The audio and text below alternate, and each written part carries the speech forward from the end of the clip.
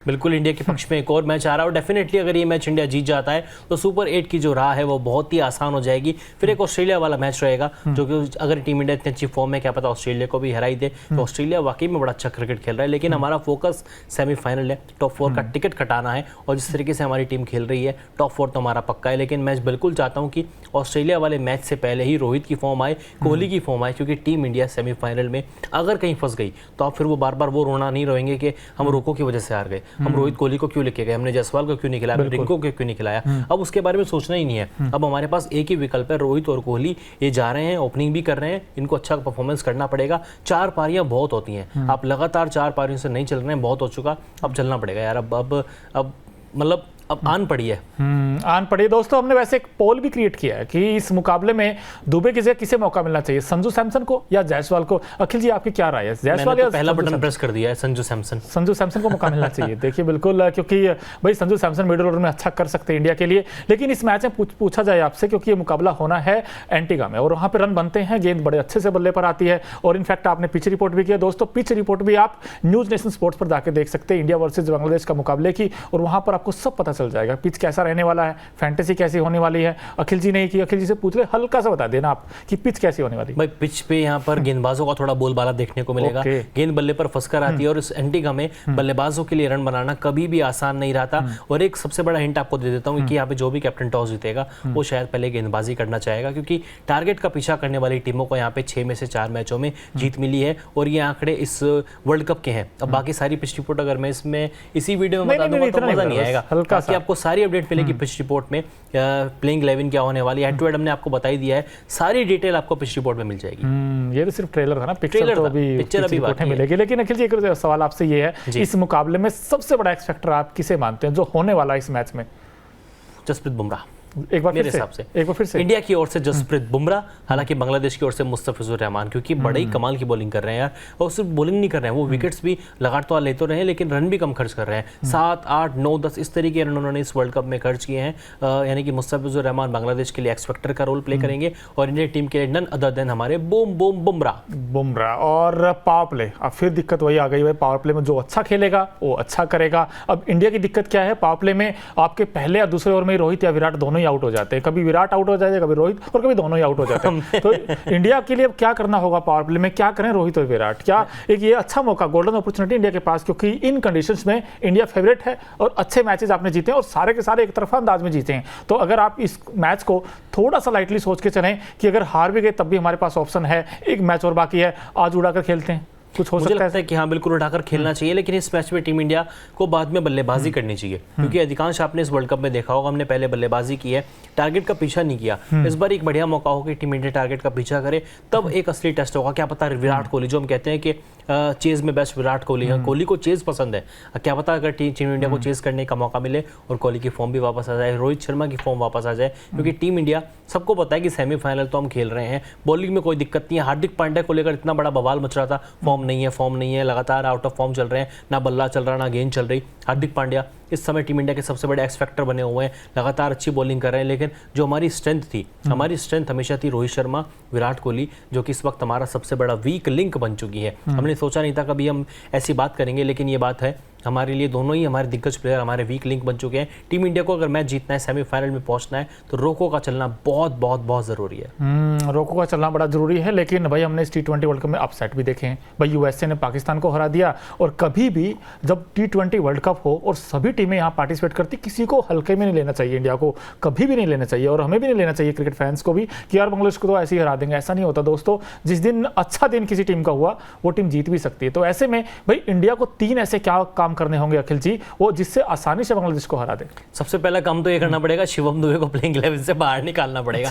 शिवम दुबे वाकई में कमजोर कड़ी है यार। हम विराट कोहली की, रोहित शर्मा की बात कर रहे हैं, लेकिन दुबे ने क्या किया? दुबे ने भी कुछ स्पेशल पारियां खेल के नहीं दी। हाँ यूएसए वाला मैच फिनिश किया था, लेकिन वो भी कुछ कुछ ऐसी इंप्रेसिव पारी नहीं थी। वो लड़खड़ाते हुए आई थी वो पारी। हाँ, गिरते गिरते पारी खेल दी तो खेल दी, लेकिन उस पारी के दम पर आप पूरा वर्ल्ड कप नहीं खेल सकते। शिवम दुबे को बाहर करो, संजू सैमसन को लेके आओ, क्योंकि रन ना सिर्फ शिवम दुबे के हैं, रविंद्र जडेजा भी आउट ऑफ फॉर्म चल रहे हैं, यानी कि लोअर मिडिल ऑर्डर में आपके पास एक सैमसन जैसा बल्लेबाज होना चाहिए। दूसरा काम टीम इंडिया को करना पड़ेगा, ओपनिंग पार्टनरशिप। अगर आपकी एक बार ओपनिंग पार्टनरशिप अच्छी निकल गई, 60-70 रन, 80-85 रन, तो जो आने वाले बल्लेबाज है ना, वो 200 के स्ट्राइक रेट से बल्लेबाजी करके देंगे, ये मैं गारंटी के साथ कह सकता हूँ। ऋषभ पंत, हार्दिक पांड्या, सूर्य कुमार यादव, ये उस कद के प्लेयर हैं जो 200-250 से नीचे के स्ट्राइक रेट से बैटिंग करेंगे ही नहीं, अगर टीम इंडिया को एक सॉलिड ओपनिंग स्टार्ट मिल गया। तीसरा काम करना पड़ेगा, रोहित कोहली का चलना बहुत जरूरी है, कोहली का चलना बहुत जरूरी है, और उसके अलावा रविंद्र जडेजा। तीसरा काम टीम इंडिया को रविंद्र जडेजा की फॉर्म पे करना है। जड्डू का चलना बतौर बल्लेबाज, बतौर गेंदबाज बहुत इंपॉर्टेंट हो चुका है, क्योंकि फील्डर अच्छे हैं। पिछले मैच में, अफगानिस्तान वाले मैच के बाद उनको एक मेडल भी मिला, फील्डिंग वाला मेडल, वो जीतने में सफल रहे, लेकिन बल्ला कब चलेगा जड्डू का यार, मुझे समझ नहीं आ रहा है। अच्छा अखिल जी, आपको क्या लगता है बांग्लादेश के साथ इंडिया का मैच है, अगर आपसे पूछा जाए, प्रेडिक्शन है दोस्तों, आप भी बता सकते हैं प्रेडिक्शन, इंडिया 6 ओवर में कितने रन बनाएगा? बड़ा इंटरेस्टिंग सवाल है ये कि पावर प्ले में इंडिया बांग्लादेश के साथ कितने रन बना सकता है? अखिल जी, अफगानिस्तान वाले मैच में हमने बनाए 47, एक विकेट के नुकसान पे, रोहित शर्मा का आउट हुआ था। अगर टीम इंडिया चेस करेगी या फिर पहले बैटिंग भी कुछ भी करे, मतलब कितने बना लेगा इंडिया? 65। ओह वाह, क्या बात है, 65 अगर बना दिए फिर तो रोहित और विराट का कोई एक तो चलेगा, फिर एक चलेगा। ऐसे बड़ी पारी किसके बैट से आप देख रहे हो? विराट कोहली। अब विराट कोहली चलेगा, मतलब विराट से विराट उम्मीदें हैं आपको? क्या विराट से विराट उम्मीद है, और बांग्लादेश के खिलाफ विराट कोहली आपको मैच जिता कर देंगे। लेकिन फिर वही समस्या, जो अंदर आने वाला गेंद है, रोहित को भी तंग कर, मुस्तफिजुर रहमान भी है वहाँ लेफ्ट आर्मर, और साथ ही साथ जो हम टी साकिब दिखा रहे थे, उनके सबसे ज्यादा विकेट्स हैं इस टूर्नामेंट में, तो ऐसे में कितना बड़ा खतरा है इंडिया के लिए? मैं तो तस्कीन अहमद के बारे में सोच रहा हूँ यार, क्योंकि वो लेफ्ट आर्म पेसर हैं। तंजीद हसन ने अच्छी बॉलिंग की है, साकिब ने, तंजीद हसन साकिब ने, और मुस्तफिजुर रहमान वो भी एक लेफ्ट आर्म पेसर है, और जब भी लेफ्ट आर्म पेसर होता है, रोहित शर्मा का चेहरा मेरी आंखों के आगे अपने आप आ जाता है। तो यानी कि टीम इंडिया के ओपनर्स को बच के रहना पड़ेगा, रोहित शर्मा को लेफ्ट आर्म पेसर का तोड़ निकालना पड़ेगा, क्योंकि अगला मैच मिचेल स्टार्क के खिलाफ होने वाला है। कब तक आप ये सोचते रहोगे कि यार सामने लेफ्ट आर्मर आ गया, लेफ्ट उड़ा दीजिए, एक दिन मन बना के जाइए, आप सीधे जाओ वहां पे जाके दे रख के मारो शॉट्स। जैसे भाई ट्रेविस हेड भी तो ये थोड़ी सोचता कि सामने लेफ्ट आर्मर है, राइट आर्मर है, वो तो जैसे ही रुमाल बांध के आता है। इसीलिए मैं मोनू चैल के साथ शूट करने आता हूँ, क्योंकि जो मेरे मन में चल रहा होता है वो मेरा भाई पहले ही बोल लेता है। क्योंकि मैं ट्रेविस हेड भी आने वाला था कि ट्रेविस हेड जिसकी बल्लेबाजी करते हैं ना, अब से 1 साल पहले तक किसी ने सोचा नहीं था कि ये बंदा T20 क्रिकेट में इतना हिट होगा, लेकिन आज बच्चे की जबान पे ट्रेविस हेड का नाम है। जिस तरीके से वो खुल के बल्लेबाजी करते हैं, मजा आता है, वैसी बल्लेबाजी रोहित शर्मा को करनी पड़ेगी। अब नहीं करोगे तो फिर कब करोगे?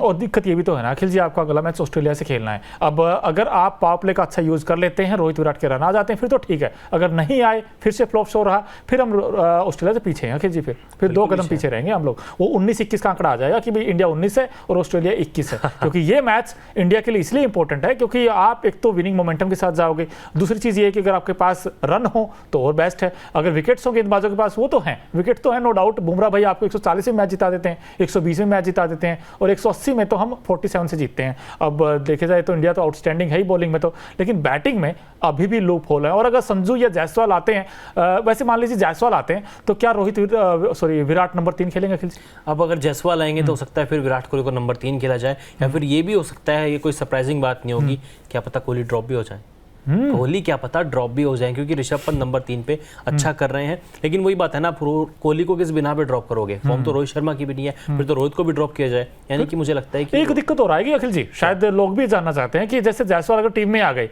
तो भाई नंबर 3 फिर विराट खेलेंगे, फिर नंबर 4 क्या पता सूर्य कुमार यादव, फिर 5 ऋषभ पंत, पूरा छेड़खानी हो जाएगी, पूरा बैटिंग ऑर्डर आपको बदलना पड़ेगा। अगर आपको जायसवाल को खिलाना है तो कोहली को बाहर बैठाओ, उनको नंबर 3 की फिर जगह ही नहीं बनती, कोहली ड्रॉप्ड, यानी कि कोहली को बाहर बैठाओ। लेकिन फिर भी मैं कहूंगा कि कोहली को एक और चांस तो दो। अगर यहाँ पे नहीं चले तो फिर आपको सोचना पड़ेगा जी। और यहाँ से तो भाई इस ग्रुप से तो लगता है कि इंडिया टॉप 4 में पक्का चला जाएगा, क्योंकि इंडिया ने पहला मैच बिंदास अंदाज में जीता है, और उसके बाद ऑस्ट्रेलिया ने भी मैच जीत लिया इस ग्रुप से। तो इंडिया ऑस्ट्रेलिया मोस्ट लाइकली ये दोनों ही टीमें जाएंगी। लेकिन एक और इंटरेस्टिंग सवाल दोस्तों आपके लिए बीच बीच में देखते ही रहेंगे ऐसे कि टॉप 4 टीमें कौन सी हैं, अभी से टाइप कर सकते हैं भाई। पहले मैं बता देता हूँ, उसके बाद अखिल जी के पास जाएंगे। मेरी टॉप 4 टीमें इंडिया ऑस्ट्रेलिया है, और उस तरफ से अगर देखा जाए मैं साउथ अफ्रीका को पिक कर रहा हूँ। पता नहीं क्यों मुझे लगता है कि साउथ अफ्रीका जाएगी पक्का, और एक इंग्लैंड।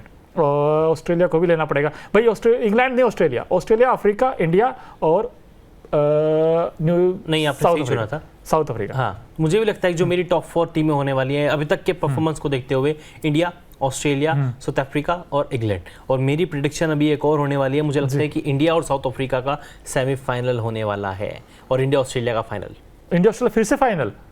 तो यार ये इंडिया ऑस्ट्रेलिया फाइनल। तो क्या लगता है इंडिया जीत जाएगा इस बार आराम से, या फिर कहीं गड़बड़ हो जाए? अब यार इस बार तो जीतना पड़ेगा, अगर इस बार हार गए तो हैट्रिक हो जाएगी। हारने की लगातार 3 बार ऑस्ट्रेलिया से कौन हारना चाहेगा भाई। लेकिन मैं नहीं चाहता ऑस्ट्रेलिया के साथ फाइनल हो, लेकिन जिस तरीके का परफॉर्मेंस अभी तक देखने को मिला है, मुझे लग रहा है India South Africa final, semifinal और इंडिया ऑस्ट्रेलिया फाइनल।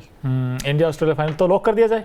लॉक कर दिया जाए 100%। दोस्तों आप भी अपनी कमेंट बॉक्स में अपनी राय दे सकते हैं कि भाई इंडिया ऑस्ट्रेलिया वाकई एक बार फिर से आमने सामने होंगे क्या? 2023 वाला बदला अब 2024 में पूरा होगा, क्योंकि बारबाडोस का मैदान है और वहां पर मजा आएगा देखने में फाइनल मुकाबले में कि भाई क्या इंडिया ऑस्ट्रेलिया को हरा सकता है। लेकिन फिलहाल तो ये जो मैच है ये बड़ा इंपॉर्टेंट है और इसमें आप अपनी राय दे सकते हैं। इंडिया वर्सेज बांग्लादेश, भाई प्लेइंग 11 में किसे आना चाहिए? इंडिया की सबसे बड़ी ताकत आपको क्या लगता है? क्या रोहित और विराट चलेंगे या फिर से फेल होंगे? वो भी आप अपनी राय दे सकते हैं। और प्लीज़ आपसे वही रिक्वेस्ट है कि आप न्यूज़ नेशन स्पोर्ट्स को प्लीज़ चैनल को लाइक करें, सब्सक्राइब करें और जितनी वीडियोस हैं उस पर अपनी राय जरूर रखें कि यार ये राय होनी चाहिए इस मैच में। फिलहाल हमें दीजिए इजाजत, बहुत बहुत धन्यवाद।